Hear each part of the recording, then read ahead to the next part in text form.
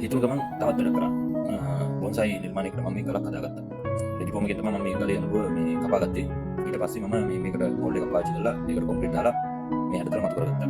Concrete paper පෙන් knife එකයි paper එකයි පාවිච්චි කරලා තමයි මම මේක කපාගත්තේ. මේක රෙජිපෝම වලින්ම කපන්න අවශ්‍ය නැහැ. ක්ලේ වලින් තමන්ට ඕන හැඩතල එක ගලක් නිර්මාණය කරගන්න පුළුවන්. මොනම බදාස් මුතු බදාමෙන්වත් පුළුවන්. මේක මම හදාගත්තේ රෙජිපෝම වලින් මට නම් හිතුණ එකක් මම මේ කරේ. ඒ තමයි රෙජිපෝම එකෙන් හදාගත්ත ගල මේ මෝල්ඩ් එකට අරගෙන තියෙන්නේ මේ කොන්ක්‍රීට් දාලා. මේක මේ හાર્ඩ්වෙයාර් වල තියෙන සාමාන්‍ය සිලිකන් ගම් එක තමයි මේ පාවිච්චි කරේ මම මේකට මෝල්ඩ් එකට. ඉතින් මට අවශ්‍ය වැඩේ මට කරගන්න පුළුවන් අවශ්‍යයි.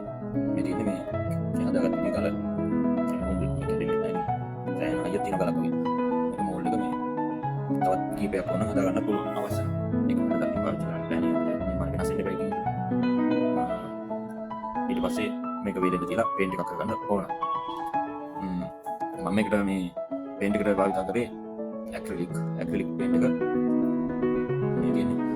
මේක මේ වතුරට දිගේ දෙන්නේ නැහැ. මේ කාර්යයක් මේ ආරක්ෂාවලා තියෙනවා මේ පාවිච්චි කරේ. ඉතින් ඔයාලටත් ඔයාලගේ නිර්මාණ වලට මේ මම හිතනවා මේක වැදගත් වීඩියෝක් වෙයි කියලා.